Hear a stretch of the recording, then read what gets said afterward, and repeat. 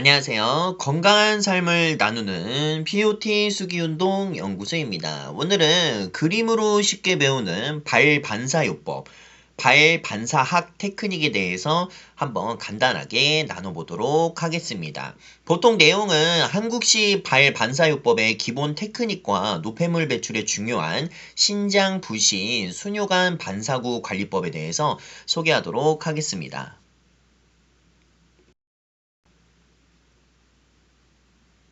발반사요법은 단순히 발을 마사지하는 것에 끝나지 않습니다. 인체 각 기관과 연결된 반사구를 자극하여 건강 증진을 돕는 자연요법입니다. 이번 PPT를 통해 기본 테크닉부터 실제 적용 방법까지 좀 더 PPT 내용을 바탕으로 학습하도록 하겠습니다. 발반사요법이란 무엇일까요? 발반사요법은 발에 분포된 반사구를 자극하여 신체 기관의 기능 회복을 돕는 대체요법입니다. 우리 몸의 장기와 기관들은 발의 특정 부위와 연결되어 있다고 보며 해당 반사구를 적절하게 자극하면 혈액순환과 림프순환이 활성화되고 자율신경계의 균형을 유지에 도움을 줄 수 있습니다. 특히 현대인들은 스트레스, 운동 부족, 잘못된 생활 습관으로 인해 순환장애를 겪는 경우가 많습니다. 발반사요법은 이러한 문제를 개선하고 보조적 건강관리 방법을 널리 활용되고 있습니다.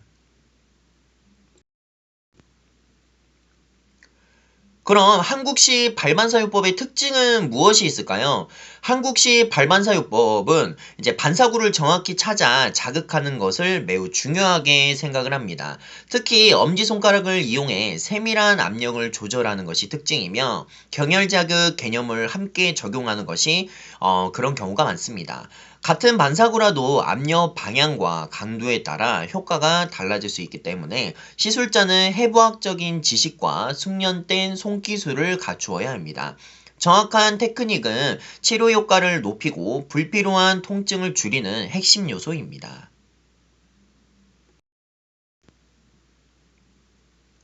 기본요법으로는 첫 번째 누르기 법이 있습니다. 누르기법은 발반사요법의 가장 기본이 되는 핵심 기술입니다. 엄지손가락의 첫 번째 마디를 이용하여 반사점을 일정한 압력으로 전달합니다. 엄지의 각도를 세우면은 강한 압력이 전달되고 각도를 낮추면 부드러운 압력이 전달됩니다. 누르기법은 특히 깊은 조직을 자극하는 데 효과가 있으며 신장 부신, 방광과 같은 주요 반사구 관리에도 자주 활용됩니다. 압력이 너무 강하면 통증을 유발할 수 있기 때문에 개인의 상태에 맞게 적절하게 하는 것이 중요합니다. 그리고 다음은 밀기법인데 밀기법은 반사구에 따라 연속적으로 자극하는 기술입니다. 그렇기 때문에 발반사구의 분포가 어떻게 돼 있는지를 아는 것이 중요한데 엄지손가락을 이용해 일정한 압력을 유지하면서 이동합니다. 넓은 반사구를 관리할 때 매우 효과적이면서도 혈액순환과 림프순환을 촉진하는 데 도움을 줍니다. 누르기법과 함께 사용하면 자극의 깊이와 범위를 동시에 확보할 수 있습니다. 숙련 때 시술자는 누르기와 밀기를 자연스럽게 연결하면서 시행합니다.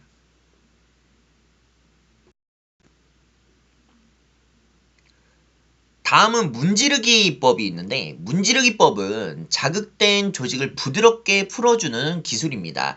주로 손바닥 근육이나 엄지손가락을 이용하여 실시합니다. 반사구에 열감을 발생시키고 혈액순환을 증가시키는 효과가 있습니다. 또한 강한 압력으로 자극한 부위의 긴장을 완화하는 역할도 합니다.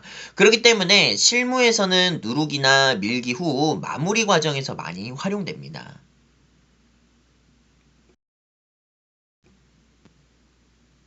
다음은 잡아당기는 법이 있는데 트랙션이라고 부르는 잡아당기기 법이 있습니다. 잡아당기기 법은 아킬레스 건이나 발 측면, 종아리 근육을 이완시키기 위한 하나의 기법입니다. 엄지, 검지, 중지를 이용하여 조직을 잡고 부드럽게 당겨줍니다. 이때 양손의 힘이 균형을 이루어야 하며 한쪽으로 치우치지 않아야 합니다. 이 기법은 근육 긴장을 완화와 그 다음에 관절 가동 가동성 향상을 효과적이며 발의 피로를 감소시키는 데도 도움을 줍니다.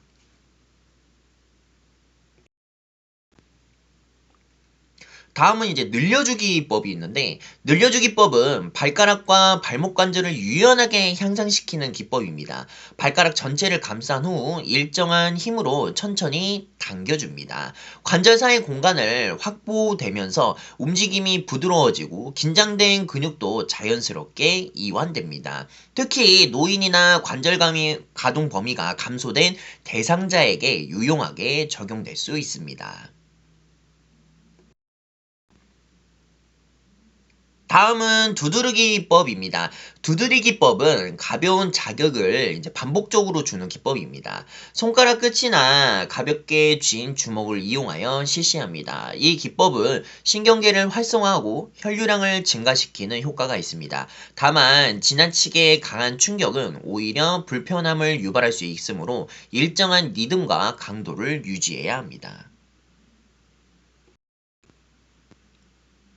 그리고 다음은 돌리기법이 있는데 돌리기법은 누르기와 함께 사용되는 회전자극 기법입니다.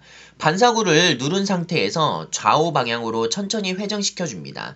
조직의 유착을 완화하고 깊은 층의 긴장을 감소시키는 데 효과적입니다. 특히 통증이 있는 반사점에서 부드럽게 적용하면 자극 효과를 높일 수 있습니다.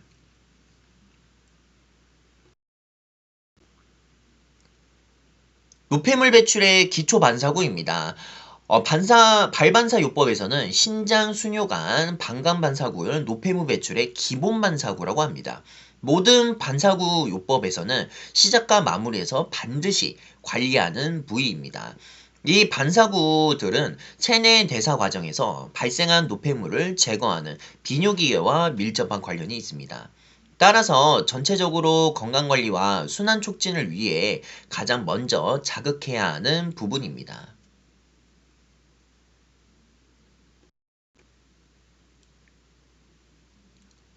다음은 신장 반사구 해부학에 대해서 볼 건데, 신장은 우리 몸의 정수기 역할을 합니다. 즉, 필터 역할을 하는 장기인데, 혈액 속에 노폐물을 걸러주고 수분과 전해질 균형을 유지시켜줍니다. 발에서는 제2번과 3번 중족골 머리 아래에 오목한 부분에 위치하고 있습니다. 양쪽 발 모두 존재하며 좌우 신장을 각각 반영합니다. 신장 반사구는 발반사요법에서 가장 중요한 반사구이기 때문에 반사구 지압을 할 때 신장 반사구는 빼놓을 수가 없습니다.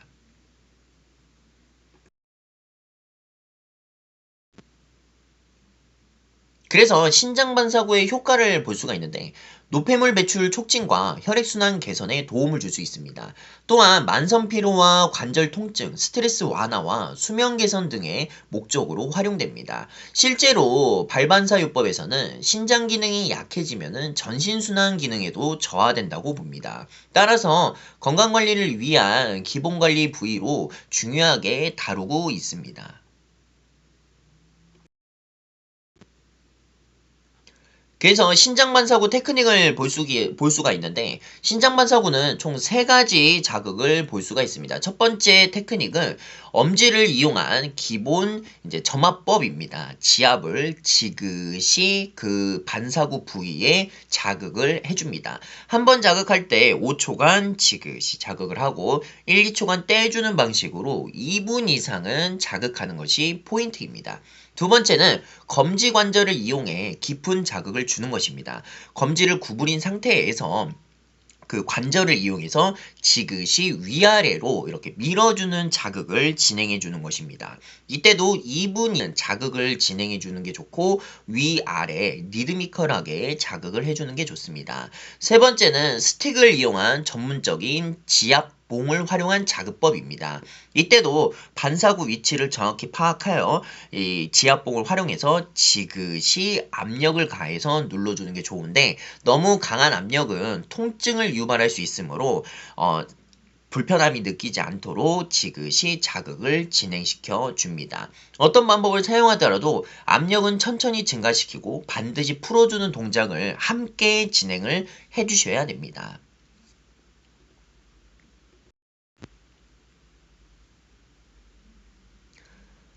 다음은 부신 반사구를 볼 수가 있습니다. 부신은 시장 위에 위치한 기관입니다. 아드레날린과 코티솔 같은 호르몬을 분비하여 스트레스 상황에서 대응을 합니다.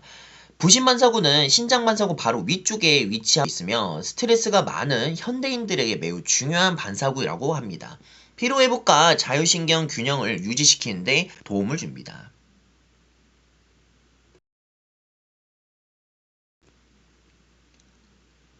그래서 이제 부신반사구의 테크닉을 볼 수가 있는데 부신반사구의 자극 방법으로는 신장반사구와 거의 동일합니다.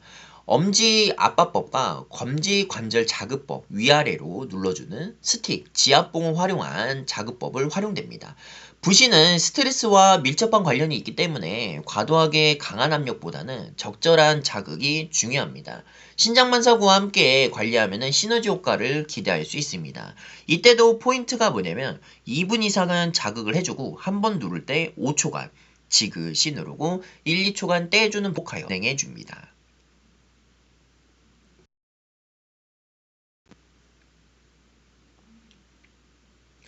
다음은 수뇨관 반사구를 볼 수가 있는데 수뇨관은 신장에서 생성된 소변을 방광으로 운반하는 통로입니다. 발에서는 신장 반사구와 방광 반사구를 연결하는 활 모양처럼 선으로 표현됩니다. 수뇨관 반사구를 자극하면은 노폐물 배출 과정이 원활하게 이루어지도록 돕는다고 알려져 있습니다. 따라서 신장과 방광 반사구를 연결하는 중요한 역할을 합니다.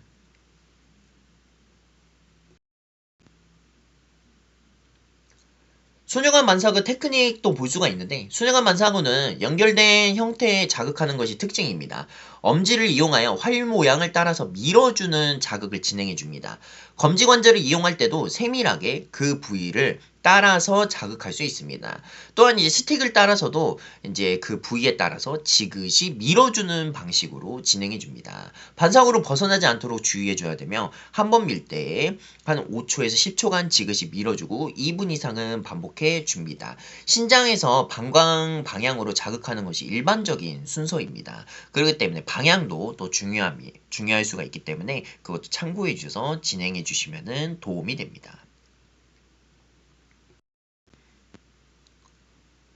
그래서 이제 노폐물 배출과 반사요법의 실전 순서를 볼 수가 있는데 실제 시술에서는 일정 순서를 지키는 것이 중요합니다. 그래서 부신 자극, 신장 자극, 수뇨관 자극, 방광 자극, 마무리 스트레칭을 이제 할 수가 있는데 그래서 먼저 이제 부신 반사구를 자극하여 신체의 활성화를 먼저 도와줘야 될 필요성이 있고 그 다음에 이제 신장 반사구를 자극하여 여과 기능을 돕고 그다음에 수뇨관 반사구를 따라 자극을 연결하고 마지막에서는 이제 방광 자극과 그 다음에 이제 배출 과정까지도 이어질 수가 있고 그리고 스트레칭을 통해서 긴장을 완화해 줄 수 있습니다. 이러한 순서는 노폐물 배출의 경로에 따라 진행하는 것이 좀 원칙이라고 볼 수 있고 기대 효과는 이제 배설 기능의 활성화와 체내 순환 개선에도 도움이 됩니다.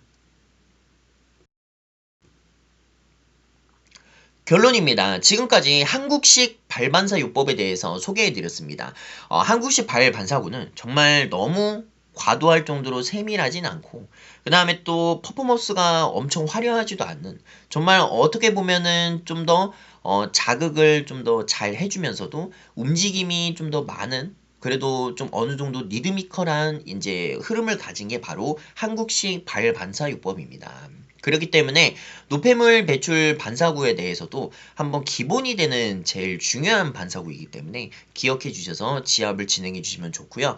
그 다음에 또한 특히 이제 우리가 또 봐야 될 건 뭐냐면 올바른 압력과 방향을 자극하는 것이 또한 중요할 수 있습니다. 그래서 정확한 위치, 정확한 압력, 방향 이거를 먼저 파악해줘서 지압을 진행해주면 좋고 꾸준한 연습과 정확한 테크닉을 습득한다면 더욱 전문적인 발반사요법을 실천할 수가 있을 것입니다. 오늘 영상이 좋으셨다면 구독과 좋아요도 부탁드리겠습니다. 시청해주셔서 감사합니다.